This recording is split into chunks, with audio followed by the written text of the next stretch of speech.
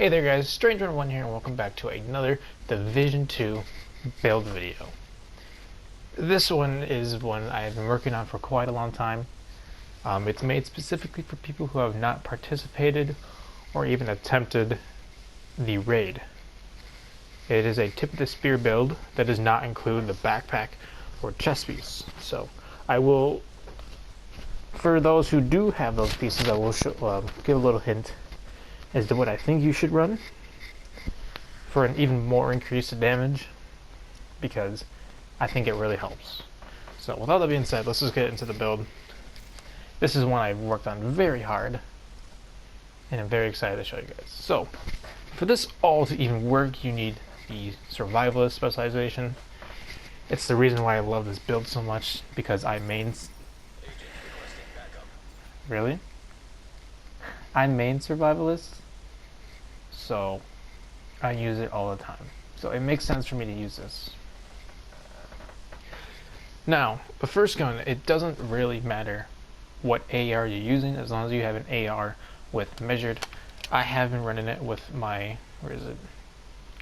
my police M4 with measured and extra, but I recently just got the invisible hand, a gun I've wanted forever, because it has perfect allegro. So I put on measured on it. It does just as good as a police M4, possibly even actually better. I know that's hard to, it's weird to say that when M4s and FAMASs and CTARs are the meta, but the invisible hand is a good gun if you put measured on it. I will tell you guys that right now. And it works well with this build.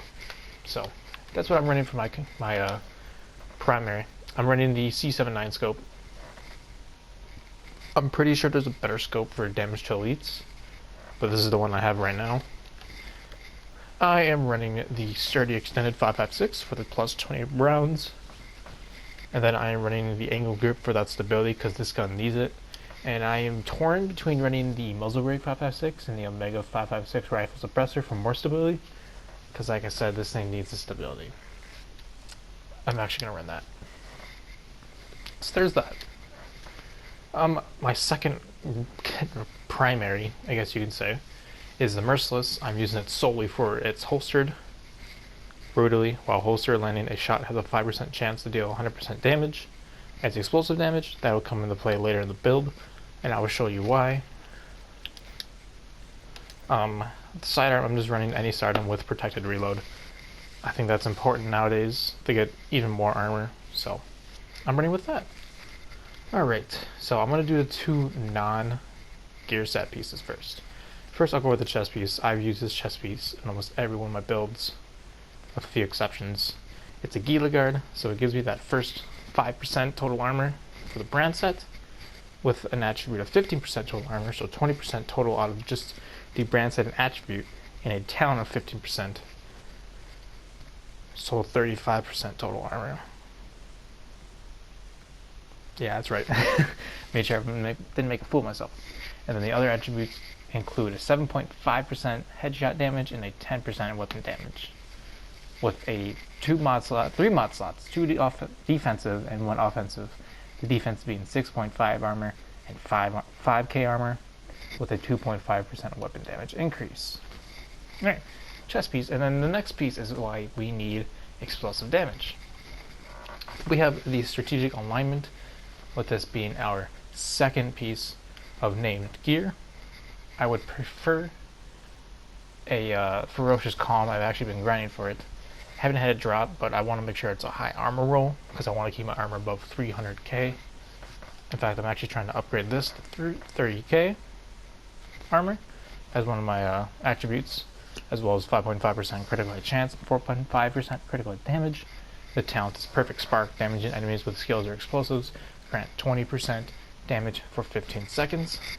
And then it also has capacitive on it for 50% skill duration. The mod slot in here is a utility mod slot. I have 110 skill power. I prefer skill haste, because I put this build almost all on skill haste to get my pulse back as quick as I can. So there's always room for growing. Now for the first piece of tip of the spear gear set, I'm going to quickly go over tip of the spear in case you are a new player watching this video. If that's the case, I appreciate you. I appreciate all of you, no matter what, whether you're new or a regular viewer of mine. But for the 2-piece, there's no 1-piece bonus. For the 2-piece, or there's not a 1-piece bonus in a gear set. I just said that if you're new. But for the 2-piece, you get 20% protection from elites. That's pretty good. Not as good as the True Patriots 2-piece, but it's still a good 2-piece. The 3-piece, I don't think is important. I don't really see it that much, but electromagnetic trigger, crossbow bolts are equipped with proximity detonators. On impact, bolts trigger a 9-meter pulse. This requires survivalist. The 4-piece also requires survivalist, so that's where the requirement comes in for. Because the 4-piece, I think, is probably one of the best 4 pieces available besides aces and 8s, I think. So, let's say it. Aggressive recon. 1 kill on an enemy. Trigger a small pulse from the location. Party/raid members, including yourself. So you can use this while solo. Deal 20% extra damage to pulse targets. So these 2 alone are doing 40% with the increase to weapon damage. After this build, I'll tell you what you can do if you have the backpack and chest piece available to you. So, and then I'm running 7.0% critical hit chance and 28% skill haste, with an offensive mod slot of 2.0 weapon percent damage. Like I said, I stack heavy amount of skill haste. I get my Seeker Mine within 10 seconds of me manually destroying it. If you let it burn up by itself, it has a 20-second cooldown. Pulse comes back in 30 seconds regardless, but in PvP activities or in the Dark Zone, it comes back in a minute. So, I don't recommend this for PvP. This is a PvE build, for sure. And I'm a PvE player in the division, so yeah. This next piece, I want you guys to actually let me know in the comments, can skill haste drop on gloves? Like seriously, if you're watching this video, and you know for a fact that skill haste can or cannot drop on gloves, please comment. Let me know, because I have been wasting my time doing the glove allocated loot areas for days, almost a week now, and I don't want to. If they can't, I'll just upgrade the skill power on this. But if they can, I will update you guys on my Instagram or Twitter. So make sure you guys go follow that. I'm always tweeting, I'm always posting. So yeah, but please let me know in the comments if skill haste can drop in gloves. I've looked it up and I've not found an absolute answer. So, with that out of the way, I've got 112 skill power. I plan on upgrading that with a 10% AR damage bonus to it. I think that's the big part for me. I do have an offensive mod slot on there for 2.5% weapon damage. I stack a lot of weapon damage, obviously. My knee pads aren't the biggest, like the best. They are a 28.2k roll, which I believe the highest is 31k. So I have a pretty high roll. It is stacking on skill haste again. This one has 22%. My holster being the most of 36% with a 4.5% critical hit chance and a 2.5% weapon damage increase with also a 4%. I'm talking a lot. Whew. Breathe. I have a 4% increased explosive damage and also a 2% increase to reload speed, which I need because I'm using the larger extended mag, which has a lower reload speed. So I need it. For my skills, I'm running the Healer Seeker Mine. Sorry again, I'm talking fast. This is my 6th time recording this today. So yeah, I'm a bit winded. But yeah, I'm running the Healer Seeker Mine. I'm running a 50% increase to heal in there on one, and an 80% skill haste on there. That doesn't matter because I don't have the skill power for it. I don't think I will. And then my scanner. Oh, it just has skill power on it. I can't put any else on it, so I might as well just put those on it. So yeah, that's really all the build is. I want to get you guys some gameplay, so keep an eye out for the channel. Also check out my latest streams.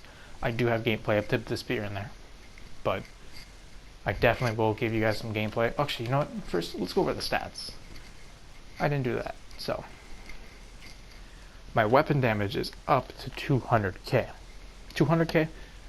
I'm glad I can read. 20k. My PvP damage is up to 13k. This is actually my most of any build, but that does not include damage bonuses on the other build.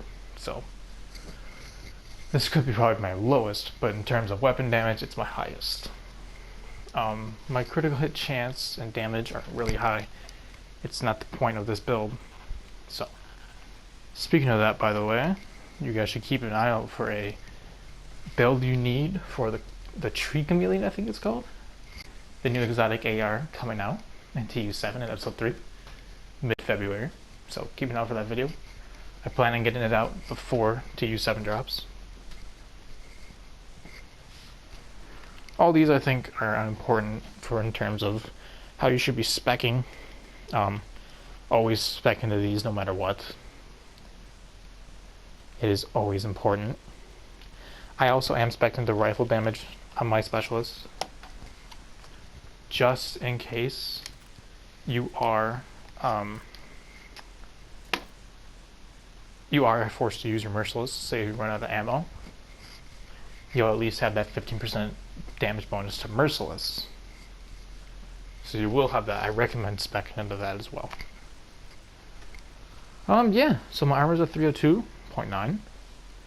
My health, I don't really focus on health, as you guys know. So there is that. If you do run into PvP, you are resistant to 50% pulse due thanks to survivalist. But yeah, I have 0 hazard protection, which is why it's not that good of a PvP role. So yeah, I'll just show you guys the skill haste as well in the last two. This is an 86% skill haste, thanks to those mods, and this is at an 86 as well. So yeah, 86%, it's not bad. I can upgrade it if those gloves can drop it. Again, please let me know if they can drop. Yeah, that's, okay, actually, no. Forgot one thing. If you have the backpack or chest piece, here's what I would do. I would run the chest piece. Leave the backpack as strategic alignment. You want to have that extra 20% from the merciless. Well, you can run for the mask then. Oh, I don't have it on me. You can run the Night Watcher. That gives you 20% extra damage to enemies you have pulsed, meaning you'll have an increase of 60% total damage. Mine's in my storage because I was going to run it in my build, but I can't because I don't have the chest piece. So I recommend running that if you guys have done the raid, but stick with strategic alignment. That's what I would run if you ran the raid. This is a must for most builds nowadays, in my terms, for PvE. And so is this. So, like I said, keep an eye out for the Tree Chameleon preparation build, and then an exotic review on the Tree Chameleon. I'm going to get it as fast as I can. So yeah, with all that being said, guys, I really hope you enjoyed the video. I appreciate every single one of you for coming out and watching this. Be on the lookout for more videos and more streams. Take care, agents.